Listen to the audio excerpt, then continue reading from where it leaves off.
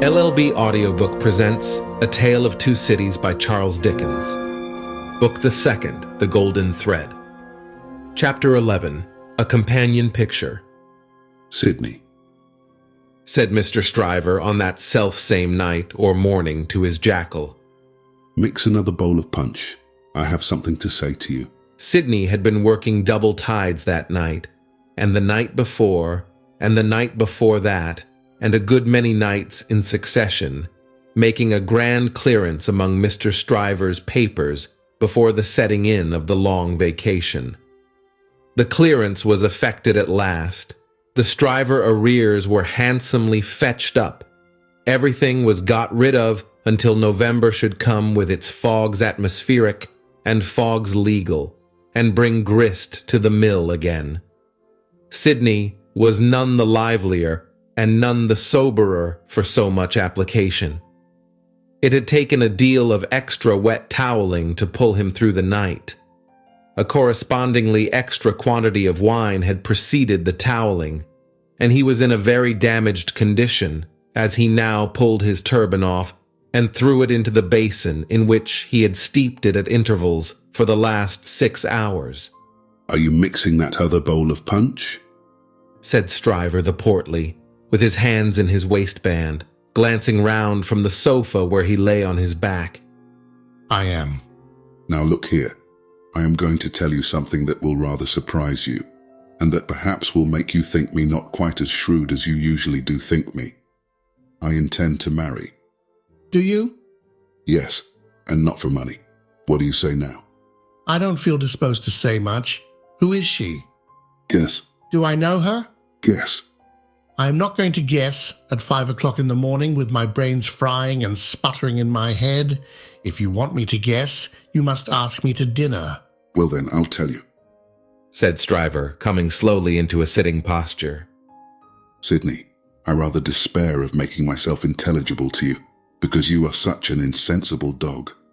And you Returned Sydney, busy concocting the punch. are such a sensitive and poetical spirit. Come. Rejoined Stryver, laughing boastfully. Though I don't prefer any claim to being the soul of romance, for I hope I know better, still I am a tenderer sort of fellow than you.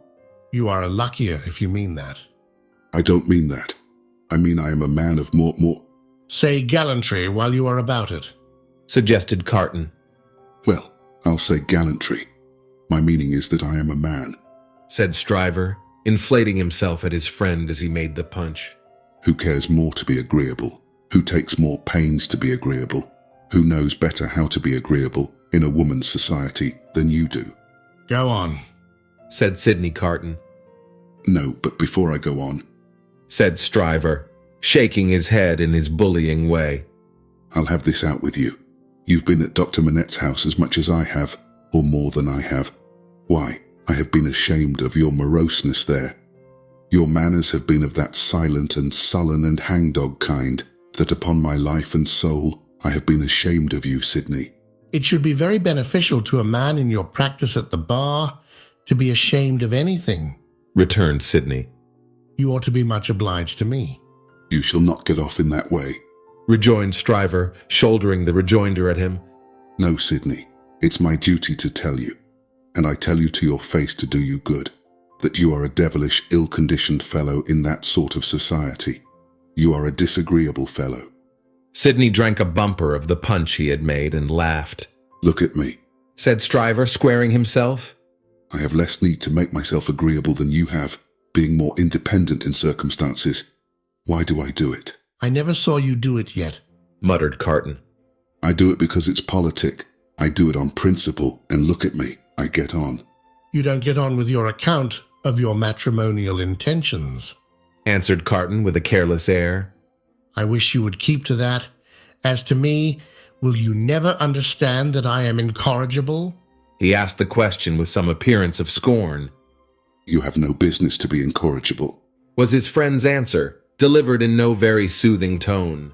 I have no business to be at all that I know of. Said Sydney Carton. Who is the lady? Now, don't let my announcement of the name make you uncomfortable, Sydney. Said Mr. Stryver, preparing him with ostentatious friendliness for the disclosure he was about to make. Because I know you don't mean half you say, and if you meant it all, it would be of no importance. I make this little preface because you once mentioned the young lady to me in slighting terms. I did? Certainly, and in these chambers. Sydney Carton looked at his punch and looked at his complacent friend, drank his punch and looked at his complacent friend. You made mention of the young lady as a golden-haired doll. The young lady is Miss Manette. If you had been a fellow of any sensitiveness or delicacy of feeling in that kind of way, Sydney, I might have been a little resentful of your employing such a designation. But you are not. You want that sense altogether.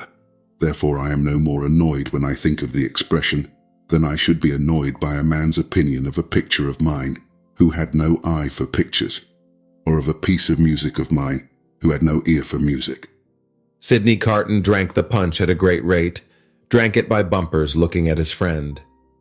Now you know all about it, Sid, said Mr. Stryver. I don't care about Fortune. She is a charming creature, and I have made up my mind to please myself. On the whole, I think I can afford to please myself. She will have in me a man already pretty well off, and a rapidly rising man, and a man of some distinction. It is a piece of good fortune for her, but she is worthy of good fortune. Are you astonished? Carton, still drinking the punch, rejoined, Why should I be astonished? You approve? Carton, still drinking the punch, rejoined, Why should I not approve? Well, said his friend Stryver, you take it more easily than I fancied you would, and are less mercenary on my behalf than I thought you would be. Though to be sure you know well enough by this time that your ancient chum is a man of a pretty strong will. Yes, Sydney, I have had enough of this style of life with no other as a change from it. I feel that it is a pleasant thing for a man to have a home when he feels inclined to go to it. When he doesn't, he can stay away.